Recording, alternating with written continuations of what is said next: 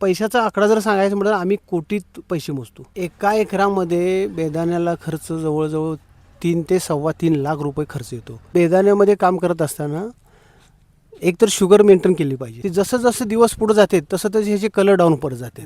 तर आता ह्या शेडमधला हा प्रश्न पहिला कुठला आपला, तर मनुका बनवण्यासाठी तुम्ही आहे ना ह्या शेडबद्दल जरा माहिती द्या. शेडचं अंतर किती, माप किती, त्याबद्दल जरा माहिती द्या शेतकऱ्यांना आपल्या. शेडची आमची ह्या लांबी असते 165 फूट आणि एका स्क्वेअर फुटाला 1 किलो कच्चे द्राक्ष मी टाकतो आणि 4 किलोला 1 किलो बेदाणा बनतो आणि ही बनण्यासाठी जवळजवळ 12 दिवस तर कालावधी लागतो. वातावरण जर बिघडलं तर ते 14-15 दिवस पण जाऊ शकतं. आणि हे पावसाच्या वातावरणात जर रॅकवरती माल जर खराब म्हणजे पाऊस पडत असेल तर माल खराब होऊ शकतो. त्यासाठी आम्ही हे जे स्ट्रक्चर आम्ही बनवलं आहे ही आम्ही बाकी लोकांच्यापेक्षा हे हँडलवरती कागद आम्ही टोटली 165 फूट कागद खाली वर होऊ शकतो. पाऊस आला की तात्काळ विदिन अर्ध्या सेकंदात म्हणजे अर्ध्या मिनिटात कागद आम्ही पूर्ण रॅक झाकू शकतो. ही सोय आम्ही करून ठेवलेली आहे. त्याच्यामुळं क्वालिटी कायमस्वरूपी मेंटेन होऊ शकते. आता हे बघा, इंजिनियरला सगळं कळतं असं पण नाही. शेतकऱ्यांना आपलं डोकं लावून इतकं क्वालिटीत काम केलंय की जे आता आपण बघायला गेलं ह्या पूर्ण याला कव्हर करायचं म्हटलं तर कमीत कमी 4 ते 5 माणसं लागतील, पण तेच काम एकच माणूस करू शकतो आपलं. ते जे आपण क्लिपमध्ये ॲड करणार आहे. आणि आता हे दुसरा प्रश्न की तुम्ही मनुके बनवण्याकडेच का निर्णय घेतला? हां, जर हे मनुका म्हणजे आम्ही बेदाणा बोलतो त्याला, बेदाणाच का बनवायचं तर बेदाणा आपण वर्षभर ठेवून विक्री करू शकतो. मार्केटिंग एक्सपोर्ट हा विषय कसा आहे, ज्या दिवशी बागेत माल काढायला येतो हार्वेस्टिंगचा टाईम असतो त्यावेळेस जे दर असतील त्या दरात विकलं जातं. मग आम्हाला एक म्हणजे आमच्या परिसरात ही दुष्काळी पट्टा आहे आणि ही वेलवर्गीय द्राक्ष शेती आहे आणि ह्याला पाणी कमी लागतं आणि आम्हाला पाण्याचे स्रोत कमी होते. आम्ही तर 35 किलोमीटरवरून टँकरनं पाणी आणून आम्ही बागा जगवलेत. म्हणजे आम्हाला पाण्याचा म्हणजे खूप तुटवडा असतो आणि पाणी म्हणजे आम्हाला सोनं आहे, कारण पाण्यावरतीच पैसे कमवायचे. त्याच्यासाठी आम्ही काय ठरवलं की आमचा एक वरदान काय आहे की सूर्यप्रकाश जास्त आहे आम्हाला. सूर्यप्रकाश जास्त असल्यामुळे बेदाण्याची क्वालिटी चांगली बनती आणि मार्केटमध्ये आज हायेस्ट दरानं विक्री होती आणि त्या हायेस्ट विक्रीमध्ये आमचं उमदी 1 नंबरला आहे. म्हणजे सांगली, सोलापूर, विजापूर ह्या तिन्ही जिल्ह्यामध्येच बेदाणा बनला जातो आणि सगळ्यात बेस्ट क्वालिटी बेदाणा बनतो तो आमच्या उमदीमध्ये. उमदीच्या नावानं लोकांची बाकीच्या विक्री होऊ शकते करतेत. म्हणजे आम्हाला जे वरदान आहे निसर्ग म्हणजे ड्राय वातावरण, त्याच्यामुळं आमचा बेदाणा कलर आणि शुगर ह्या दोन्ही गोष्टी आम्ही बागेत पण काम करतो त्या हिशोबानं आणि 1 नंबर माल बनतो आणि मार्केटमध्ये हायेस्ट दराने विक्री होते. आणि एकरी जवळजवळ आमचे पैसे कमीत कमी 8-10 लाख, जास्तीत जास्त 12 ते 15 लाखापर्यंत ह्या 2 वर्षातले पैसे आहेत. म्हणजे खर्च आहे एकरी 3 लाख रुपये, पण खर्च वजा जाता आम्हाला 8 ते 10 लाख रुपये पैसे ह्यात भेटतात. आणि दुष्काळी पट्ट्यात हे एक आम्हाला जगण्याचं साधन आहे मोठं. पूर्वी खूप भयान परिस्थिती होती, म्हणजे द्राक्षे नसती तर आम्हाला इथं जगता आलं नसतं, अशी वाईट परिस्थिती होती. पण आता बदलत्या ह्याच्यानुसार आम्हाला थोडं म्हैसाळ योजनेचं पाणी पण पोचलं आहे म्हणजे आमच्या परिसरात. त्यामुळे आता इथून पुढं आणखीन आमच्या भागात द्राक्षाचं क्षेत्र वाढत चाललं आहे. जिथं पाणी जास्त आहे तिथं कमी होत चाललं, पण आमच्या भागात थोडं पाणी वाढत चाललं.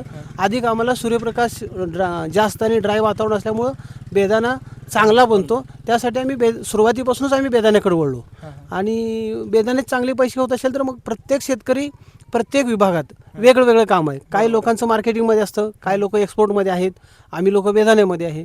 पण आम्हाला बेदाण्यामुळे म्हणजे प्रत्येकाने आपापल्या भागात जे काय म्हणजे जमलंय तेच करत राहावं. आम्हाला बेदाणा जमतो, चांगले पैसे होते, आम्ही तेच करावं. जिथं मार्केट करते त्या लोकांना तिथं पैसे चांगले भेटते तर त्यांनी मार्केटच करावं. जिथं काय आता पळशी भागात एक्सपोर्ट करतात लोक, हां तिथं त्या लोकांनी एक्सपोर्टच करावं, कारण त्यांना ते म्हणजे एक पॅटर्न बसलेला आहे आणि त्यांना पैसे त्यात होते. म्हणजे सगळ्यांनी वेगवेगळ्या विभागून राहिल्यानंतर द्राक्ष शेती मोठ्या प्रमाणात डेव्हलप होऊ शकते, झालेली आहे. नाशिक भागात एक्सपोर्ट असतो, त्या लोकांना त्याच्यात पैसे भेटतात, आम्हाला ह्याच्यात पैसे भेटतात. आम्ही म्हणून ह्यात काम करतो बेदाण्यामध्ये. तर आता सरांनी सांगितल्याप्रमाणे बेदाणा कसा चांगला आपल्या द्राक्षाविषयी आपल्याला कळलं.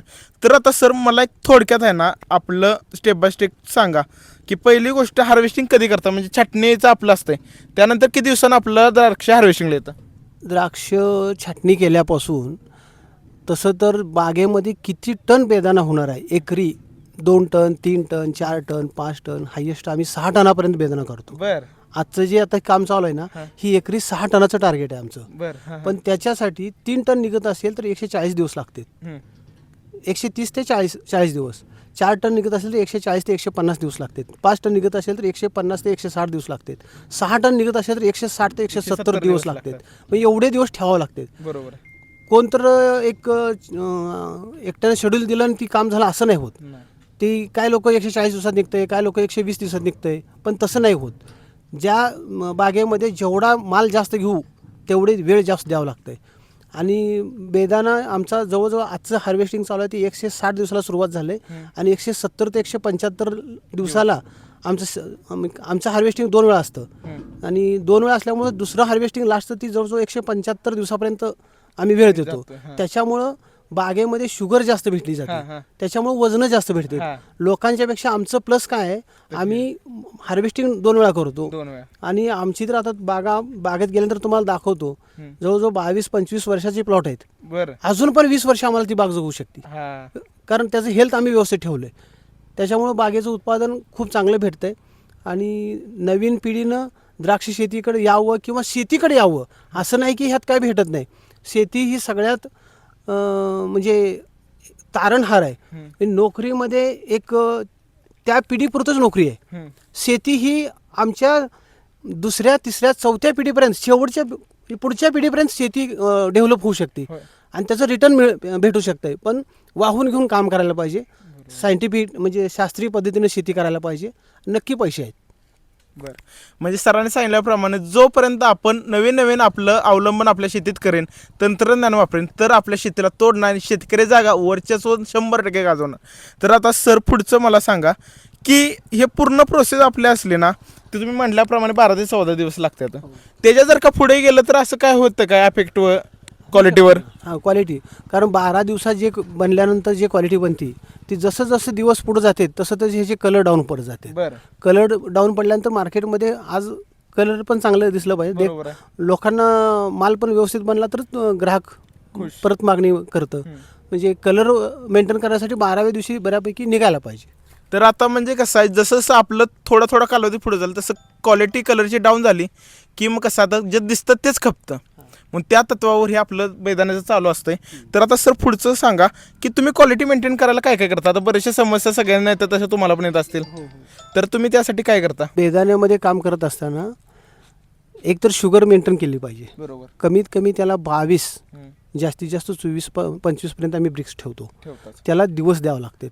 आणि जेवढी शुगर जास्त तेवढा माल खाण्याला एकदम टेस्टी. कारण शुगर शिवाय त्यात खाण्याला मजाच नाही ना. त्यासाठी शुगर मेंटेन केलं की बेदाणा क्वालिटी बनतो. आणि रॅकवरची कामं जास्त जाड टाकणं वगैरे हा प्रकार आहे थोडा.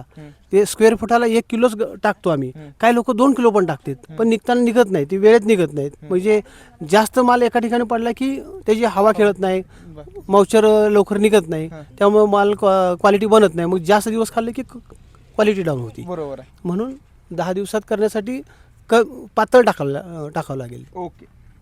तर आता सरांनी बऱ्यापैकी आपल्याला बेसिक क्लिअर केलं की काय काय अडचण येते, आता आपण कशी काय प्रोसेस आहे. तर मला सर आता सांगा, एका एकरात आता बेदाणा तयार करायला खर्च किती येतो आपल्याला? एका एकरामध्ये बेदाण्याला खर्च जवळजवळ 3 ते 3.25 लाख रुपये खर्च येतो. आता त्याच्यासाठी आम्हाला वैयक्तिक का जास्त खर्च येतो, तर आम्ही लेबरला जास्त प्राधान्य देतो. कारण लेबर आम्ही वर्षभर जवळजवळ 40 लेबर सांभाळतो. आणि दुसरी गोष्ट, झाडामध्ये काडी मोजून ठेवणं असेल, त्याची विरळणे असेल, थिनिंग असेल, ह्यासाठी आम्हाला लेबर जास्त लागतं. त्यासाठी लेबरचा खर्च आम्हाला थोडा जास्त येतो. बाकी ऑदर म्हणजे आमचं खरं काम आहे सेंद्रिय कर्बावरती. आता ही तर गोष्ट आपल्याला बागेत बोलावं लागेल. आपल्याला आपण काय साधारणपणे 3 ते 3.25 लाख सरांचा खर्च येतो. आता आपण पुढं काय बघूयात की साधारणपणे सर मनुक्याचा रेट काय असतो? बेदाण्याचे दर पूर्वी होते 150 ते 200 होते. ह्या 2 वर्षात द्राक्ष बागा बऱ्यापैकी निघाल्या, त्याच्यामुळं आता दर आजला 300-400 रुपयेपर्यंत, हायेस्ट 500 रुपयेपर्यंत दर आहेत. क्वचित जास्ती आहेत पण ती काय सांगण्यालायक नाहीत, पण 400-500 रुपये दर आज सुपर लक्झरी मालाला 400 ते 500 रुपये दर आहे. म्हणजे सरासरी 300 ते 400 रुपये आजचे दर आहेत. चालूच आहे साधारणपणे 300-400 रुपये आपला येतंच. तर आता पुढचा प्रश्न काय आहे की आपलं जे तयार झालेलं फ्रेश द्राक्ष असतात म्हणजे हार्वेस्टिंग झाल्या आणि जे आपलं मनुका आहे त्यात फायदा कशात जास्त आहे आणि का असं वाटतं तुम्हाला बाबा एक कंपॅरिझन थोडक्यात एक त्या दोन्हीमधलं. आणि द्राक्षामध्ये आणखीन कच्च्या मालामध्ये म्हणता हां. का, कच्च्या मालाचे पण पैसे होते त्या शेतकऱ्यांचे. त्यांनी 12 टन माल 10 ते 12 टन कच्चा माल जरी काढला 100 रुपये विकलं तर पण 10 ते 12 लाख रुपये त्यांचे होते. हां. जे क्वालिटी काम करणार आहेत ना त्यांना पैसे त्या मार्केटमध्ये आहेत, एक्सपोर्टमध्ये आहेत, बेदाण्यामध्ये आहेत. ज्यांनी क्वालिटी काम करतात त्यांना पैसे आहेत. म्हणजे आम्हालाही पैसे आहेत, आम्ही काम करतो आणि त्यांनाही आहेत. आणि असं नाही की त्यांना पण होत नाही ते असं नाही, पण त्यांची आमची कसं आहे सातत्यानं एका आम्हाला असं काय दर एकदम काय खाली येत नाहीत. 200 रुपये दर भेटले तर पण परवडते. कारण 5 टन 4 टन बेदाणा जर निघत असेल एकरी 8-10 लाख रुपये पैसे होतेत ना. मग आम्हाला ती ठेवून विक्री करता येते. त्यामुळं आम्हाला ती बेदाण्याचं आम्हाला बरं वाटतं, प्रॉफिट होतो. तर आता सर पुढचं की आता एक तुमच्या अनुभवाप्रमाणे मला ह्या प्रश्नाचे उत्तर द्या. जे आता नवीन शेतकरी ह्या द्राक्ष बागायतदाराकडे वळतात आहे त्यांना तुमचा काय सल्ला असेल? नवीन शेतकऱ्यांना द्राक्ष बागेमध्ये किंवा शेती करण्यासाठी यायला पाहिजे. पुढची पिढी शेतीत नाही जर आली तर ही दुनिया जगणारी आहे ना शेतीवरती आहे ना. अन्नधान्य पुरवठा करणारे कोण? शेतकरी. आपण आपली ही फॅक्टरी आहे. आपण असं नाही की शेती म्हणजे ही आपण आता शेतीकडे बघताना हा उद्योग व्यवसाय म्हणून बघायला पाहिजे. बरोबर. आज आम्ही 40 लोक सांभाळतोय म्हणजे त्यांना काम देतो ना. बरोबर. मग त्यांची 40 लोकांचे कुटुंब चालतात. ही आमची फॅक्टरीच आहे आम्ही समजतो. लोकांना ही वाटते की शेती नाही, ही आमची फॅक्टरी आहे आणि त्याही लोकांना तशी आम्ही ट्रीटमेंट देतो. आणि नवीन मुलांनी तर शेतीकडे जरूर यावं. कारण शेतीमध्ये आज पैशाचा आकडा जर सांगायचं म्हटलं आम्ही कोटीत पैसे मोजतो द्राक्ष शेतीमध्ये. मग ही नोकरीमध्ये एवढे कोटीत पैसे कुठे भेटतात? खचून लाख रुपये पगार झाला की खुश. आम्हाला त्या 12 लाखच ना, पण आम्ही त्याच्या कितीतरी पटीनं पुढं आहे. त्यामुळं शेतीमध्ये येण्यासाठी नवीन पिढीनं आवर्जून यावं असं माझं मत आहे. आता दादांचा अनुभव एवढा किती वर्षांचा, तर आपण नवी पिढीनं पण ह्याकडे शेतीकडे चांगल्या दृष्टिकोनाने बघितलं पाहिजे. शेतकरी हा फक्त काही एक मजूर नव्हे तर तो जगाचा पोशिंदा आहे, हुतान राहणार आणि आपला कृषीप्रधान देश आहे. मी म्हणतोय की काही झालं तरी चालेल पण शेतकरी हा चांगल्या पद्धतीने जगलाच पाहिजे आणि पुढं त्यानं वाटचाल केलीच पाहिजे. कारण तुम्हीच विचार करा, हे काय अन्नधान्य आहे, कुठलीही गोष्ट आहे कृषीतली ती काय एकदा बटन दाबलं झालं तयार झालं असं नाही. ते एक रॉ मटेरियल आहे. कुठलीही गोष्ट तयार करायचं तुमचं, आता समजा तुम्ही काय तयार करायचं वडापाव चांगला वाटतो खायला 20 रुपयाला भेटतो, पण त्यामागचं तुम्ही बघा की बटाटा आला शेतीतनं, पाव बनवतो तुम्ही, पाव काय आता तयार होत नाही, त्याला आपलं वीट आहे, गहू आहे, ते आपलं शेतीतनंच तयार होतंय. ही अख्खीच्या अख्खी जे रॉ मटेरियल आहे ते आपला शेतकरी प्रोव्हाइड करतो. पण शेतकऱ्याला कधी कमी लेखायचं नाही. लॉकडाऊनमध्ये सगळं जग बंद पडलं, शेतकरी काम राबतच होता, पण त्या शेतकऱ्याला परत भेटत नाही. हे एवढंच फक्त वाईट वाटतं. आता आम्ही कृषीचंच विद्यार्थी आहे, BSc ॲग्रीचं. काय अवस्था आहे ते आम्ही आता स्वतः बघतोय. आम्ही पण स्वतः शेतकरी आहे काका. पण शेतकऱ्या नवीन पिढीनं आमचं पण म्हणणं वळलंच पाहिजे. तर आता पुढचा एक माझा प्रश्न आहे की सगळ्यात मोठी चूक बाबा तुमच्याकडनं काय झाली किंवा काय कॉमन काय चूक असत्या ह्या बेदाणा बनवताना तुमच्याकडनं काय चुका झाल्या त्यात तुम्ही कसं सावरला? नाही, सुरुवातीला बेदाणा बनवत असताना ही प्रोसिजर थोडी वेगळी होती. कारण 2000च्या आसपास आमचे काका रावसाहेब चव्हाण माझे गुरु ते आता वारलेत, पण त्यांनी ज्यावेळेस आम्ही त्यांच्याबरोबरच शेतीमध्ये उतरलो त्यावेळेस ही सिस्टीम बेदाण्याची नव्हती. त्यावेळेस म्हणजे लाकडी शेड वगैरे असायचे, म्हणजे क्वालिटी मेंटेन करायची परिस्थिती नव्हती. म्हणजे नॉलेज त्यावेळेस आम्हाला कमी होतं सगळ्यांनाच. म्हणजे आमचे काका तज्ञ होते नाही असं नाही, पण ती सगळे नवीनच होती ना, सुरुवातच होती बेदाणा बनवायची. पण म्हणजे अनुभव घेत आम्ही इथंपर्यंत पोहोचलो. मेजर असं कधी नुकसान झालेलं का तुमचं? होतं ना नुकसान कसं आहे, नैसर्गिक आपत्ती कधी कधी येत असते. कारण गळकूज ही सांगून येत नाही. फ्लावरिंगच्या स्टेजमध्ये जर पाऊस अतिरेक झाला तर त्यावेळेस गळकूज होते, त्यावेळेस त्या वर्षी उत्पादन कमी भेटतं. एखादं वर्ष असं होतं की घडच निर्मिती होत नाही. आता गेलंच वर्ष जर सांगायचं म्हटलं 10 मेलाच पाऊस चालू झाला. बरोबर आहे. इतिहासात कधी 10 मेला पाऊस नाही. नव्हता. आमच्या तर जूनच्या 20 तारखेपासून 10च्या पुढं कुठं तर थोडा चालू होत असतो हा. आणि आम्हाला रिटर्न मान्सून असतो. पण गेलं वर्ष असं आलं की मेच्या 15लाच आमच्या विहिरी 50% भरल्या. हा. एवढा पाऊस झाला. म्हणजे तो अतिरेक पाऊस, ह्याची जी गर्भधारणा होत असती त्यावेळेस अतिरेक पाऊस पण चालत नाही. त्यामुळे गेल्या वर्षी हे चालू ह्या 2 वर्षात जे उत्पादन घटलंय ना, ही नैसर्गिक आपत्तीमुळं. आणि काही लोकांनी जे चांगलं काम करतात त्यांना मला आजही चांगले आहेत. आज आमचं 2 वर्षात नुकसान काहीच नाही, उलट जास्त पैसे आहेत. पण आमच्या कामाला पण तेवढंच प्राधान्य द्यावं लागेल. म्हणजे कसं आहे, जे आपलं मेन आपल्याला काय हानी करतं तर ते आपलं बदलतं वातावरण, त्याला जर आपण काय करू शकत नाही. पण त्यातल्या त्यात आपण कसं नवीन नवीन गोष्टी वापरून ज्या ज्या आपल्या चुका होत्या त्या जर का आपण सुधारलं तर 100% यात आपल्याला फायदा होईल. आता सर, तुम्ही क्वालिटी इम्प्रूव्ह करण्यासाठी काय टिप्स वगैरे देऊ शकता का? म्हणजे प्रॉपर वेळेस काढणे म्हणा, इतर गोष्टी टिप्स वगैरे काय? हां, प्रॉपर वेळेत काढणं ह्या सगळ्या गोष्टी तर करावं लागतील. आता थोडं आपण हा प्रश्न तिथं बागेत विचारला तर तुम्हाला आणखी चांगला मी ओके सर. मला आता एक शेवटचंच मला जरा असं विचारायचं, इथलं काय आपलं सगळं झालं, तुम्हाला तरी किती उत्पन्न भेटतं ह्या अख्ख्या ह्या तुमचे 12 ते 15 एकर आहे द्राक्षाच्यातनं, किती तरी पैसे भेटतात, रिटर्न भेटतात? आता चालू वर्षी तर ह्या 2 वर्षात मला गेल्या वर्षी जवळजवळ 1.5 कोटी रुपये भेटले. ह्या वर्षी तर 2 कोटीची अपेक्षा आहे. कारण 12.5 एकरामध्ये एवढे पैसे कशात भेटतात? म्हणजे द्राक्ष शेतीमध्ये चांगले पैसे भेटतात, पण काम करावं लागेल तेवढं आहे. बाकी त्यात वाहून घेऊन जर काम केलं ना 100% पैसे. म्हणजे बघा, तुम्ही शेतकऱ्याला कमी समजताय. उद्या जर का शेतकऱ्यांना मनात आणलं, काय करू शकत नाही. खर्च वजा जाता पण कमी होतील ना, 1.5 कोटी होतील. फक्त 1 लाख रुपये आम्हाला खर्च आहे वार्षिक. वार्षिक यांचा खर्चच 50 लाख आहे. म्हणजे आपण 12 लाखाची नोकरीची अपेक्षा करतोय ना, ते काय नाही. 4 वर्षाची तुमची कमाई 1 वर्ष शेतकरी त्या जमिनीत घालतोय. तुम्हाला त्यांच्याबद्दल सांगायचं म्हटलं, ह्यांनी आता पाईपलाईन केल्या, इथं पाणी नसतं जतमध्ये, ह्यांनी 8.5 किलोमीटर इथनं आता यांनी पाण्याची व्यवस्था केल्या, 8 इंची पाईपलाईन केल्या. सर जरा त्याबद्दल जरा सांगा, म्हणजे अंदाज लागेल एक नोकरदारासने. हां, आम्ही दुष्काळी पट्ट्यामध्ये 25 वर्ष जे दिवस काढले ना, खूप हालाकीचे काढले, कारण पाणीच नसायचं.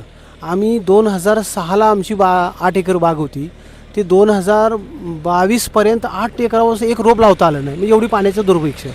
मग गेल्या 2 वर्षात आम्हाला म्हैसा योजनेचं पाणी आमच्यापासून 8 किलोमीटर ते तलाव आहे, त्या तलावात पाणी आलं. तिथून 8 इंची 8 किलोमीटर मी जवळजवळ 60-65 लाख रुपये खर्च केले आणि पाईपलाईन केली. आणि आज त्या पाण्यावरती कमीत कमी 40 एकर बागा आम्ही उभं करू शकतो. आजला तर 12 एकर आहे, आता पुढचं एक 12 एकर आपण डेव्हलप करायचं आहे. आणि असंच परत संधी भेटली तर आणखीन डेव्हलप करत जाता येते. पण पाणी असेल तरच शेती होऊ शकते, पाणी नसेल तर शेती होऊ शकत नाही. म्हणजे पाण्याचं महत्त्व काय असतं तिकडच्या लोकांनाच माहिती आहे. म्हणून काय करा, तुम्ही चांगल्या पद्धतीनं शेतीकडे वळा नवीन पिढीनं. आणि जे जे आहेत बाकीचे जे खात्यात, द्राक्ष वगैरे खात्यात, बेदाणे खात्यात, तुम्ही ह्यो व्हिडिओ तुमच्या अजून शेतकऱ्यांपर्यंत पोचवा. म्हणजे खरंच काय काय अवस्था असते, आपण खाताना भारी वाटतं, पॅकेजमधनं काढायचं खायचं, पण त्या मागची जी कटू सत्य आहे, जे आपली शेतकऱ्याची अवस्था आहे ते आपल्याला कळून येईल यातनं. बरं, अजून एक सांगायचं आहे, हे आमचे द्राक्ष लोकांना मार्केटमध्ये काय आहे, औषधं जास्त असतात आणि लोकांनी खाऊ नये अशी लोक अपप्रचार करतात. द्राक्षाला औषधं आहेत आम्ही मान्य करतो, पण त्याची कालावधी आहे. आम्ही द्राक्षे जवळजवळ 150 दिवस बागेत आमची राहतात. आम्ही पहिले 100 दिवसच औषध मारत असतो. एकदा 100 दिवस झाले की एकदा माल मऊ पडला की पुढं आम्हाला औषध लागत नाहीत. आणि त्या पुढच्या 50 दिवसात ज्या औषधाचा अंशेष आहेत ते सगळे रिलीज होते, त्यात काही राहत नाही. औषधाचा अंशेष त्या बागेत म्हणजे द्राक्षामध्ये, बेदाण्यामध्ये काही राहत नाहीत. रेसिड्यू फ्री बेदाणे आहेत आमचे. लोक जे म्हणते ते चुकीचं आहे, पण आमचे बेदाणे, आमच्या म्हणण्यापेक्षा सगळेच बेदाणे, पूर्ण महाराष्ट्रात जेवढे काही बेदाणं बनतात, शेवटच्या अगदी 50 दिवसात औषधं नसल्यामुळं ह्याला रेसिड्यू 100% रेसिड्यू फ्री आहे आणि बिंदास्त खावावं. आम्ही टेस्ट केलेले आहेत, आमच्याकडे रिपोर्ट पण आहेत. त्यामुळं सगळ्याच म्हणजे दुनियेत सगळ्यांनी बेदाणा आवर्जून खावावा. आणि आम्ही तर द्राक्ष बेदाणा खूप खातो, म्हणजे आवर्जून. आमची हेल्थ आमची 1 नंबर आहे. नाहीतर तसं जर खात असेल तर आम्ही नुकसान, आमच्या शरीराचं नुकसान झालं असतं ना. आता तुम्हाला सांगायचं म्हणजे मला जरी इतकं द्राक्षावळीचं बसलं की 1-1.5 किलो खातो. म्हणजे आम्ही पण खातो. हां. दिवसभरात मी एक अगदी 500 ग्रामचं तर द्राक्ष फिरता फिरता आम्ही सहज खातो आणि पाहिजेच, खायला पाहिजे. पाहिजे. हां कसं आहे, हे यायचं बागेत आहे खायला आहे ना, बागायतदार असल्याशिवाय पर्याय नाही. मग तुम्ही बी बघा, जरा मनावर घ्या आणि बागा लावा, म्हणजे मी बी तुमची मुलाखत घ्यायला येईन तिथे. हो बरोबर आहे. तर शेतकरी मित्रांनो, हा व्हिडिओ कसा वाटला सांगा. तुमच्या अजून काय प्रश्न असतील, काय आहे, कुठल्या प्रकारचा व्हिडिओ पाहिजे तुम्ही कमेंटमध्ये सांगा, जेणेकरून तुमच्यापर्यंत चांगली माहिती घेऊन येईन आणि असे शेतकरी दादा तुमच्यापर्यंत नवीन पोचतील. बरोबर. पण एवढंच की आता मी जे आकडे सांगितले थोडी फुगीर वाटतील लोकांना, पण काम करणाऱ्याला आहे. आणि थोडंफार नैसर्गिक आपत्ती आल्यानंतर आमच्या बऱ्याच शेतकऱ्यांचं नुकसान आहे. आज 2 टन बेदाणे बनत नाही आणि क्वालिटी नाही भेटली की पैसे होत नाहीत. नुकसान पण आहे, नाही असं नाही. पण ज्याला काय थोडं टेक्निकली काम करतो त्याला 2 पैसे जास्त आहेत, आणि थोडं काम कमी केलं की त्यात पैसे नाहीत. कारण खर्च 3 लाख आहे आणि थोडं चुकलं की 3 लाख अंगावर पडते. मोठी रिस्क पण आहे ना, रिस्क पण आहे, पैसे लावावं पण लागते, रिस्क पण आहे. आणि सगळ्याच शेतकऱ्यांना पैसे होते असं नाही. हे आकडे आमचे ऐकून म्हणजे लोकांना चुकीचं वाटेल, पण चांगलं काम करणाऱ्याला चांगले पैसे आहेत. तर अशाच व्हिडिओसाठी आम्हाला सबस्क्राईब करायला विसरू नका आणि लाईक आणि शेअर करायला विसरू नका. जय जवान, जय किसान, जय महाराष्ट्र. धन्यवाद.